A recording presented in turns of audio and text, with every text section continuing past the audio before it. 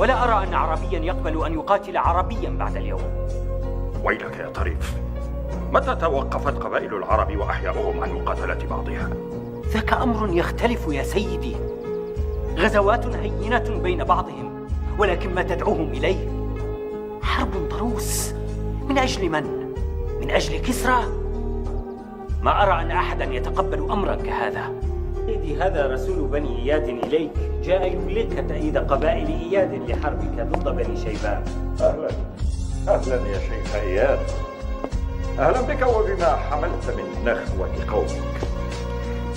إذن فبنو إياد استجابوا لدعوة كسرى ودعوة ملك الحيرة للانضمام إلى جيش الحيرة. لا أيها الملك، قد استجابوا لدعوتكم لحرب بني شيبان، فبيننا وبينهم ثأر، وهذا آوان استحقاق. أفهم كل هذا، لكن لما لا تكون قبيلة إياد في جيش الحيرة؟ تكون إلى جانبه في قتال بني شيبان، لكن كقبيلة أيها الملك، لا في الجيش. هذا رأس بني إياد، وهي من كبرى قبائل العرب، قد اصطفت معنا في هذا القتال ولاء لسيدنا العظيم كسرى. ولأن بيننا وبين شيبان وبكر بن وائل وكل ربيعة ثأرا عزمنا أن نناله منه. اسمع أيها الرجل، هذه ليست غزوة قبيلة لقبيلة، وليست وقعة بين قبيلتين، وما أنت إلا جندي من الجند، وحين يتكلم القادة يصمت الجند. هيا اخرج والتحق بالجيش وانتظر أنت وقومك الأوامر. هيا.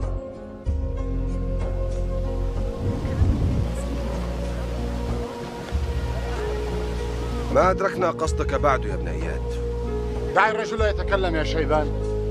قد كنا يا شيخ شيبان في ضلالة من أمرنا ونحن ساعون مع جيش الأكاسرة لقتالكم، حتى انقشعت غيمة هذه الضلالة، وأنا قادم إليكم برأيي ورأي قومي. قل. لن نستطيع أن نجتاز إليكم، فنحن بين جيش الأكاسرة وجيش الحيرة في ضيق من خيارنا، ولكننا قادرون على واحد من خيارين، فأشيروا علينا بواحد منهما، وفي الحالتين لن نحاربكم في صف أعدائكم. فما الخياران؟ إما أن تنفصل جموع إياد عن الجيش وتفارق معسكرها، وإما أن تقيم حتى تلاقوا القوم فيحتدم القتال وينسحب جمع إياد. أنا أرى أن ينسحبوا أثناء اشتداد القتال، بذلك يتخلخل صفوف جيش كسرى ويضعف تماسكهم. على هذا أعود إلى قومي إذن. هذا هو الوقت ليتخلى فيه بني إياد عن الأكاسرة وينسحب من صفوفهم.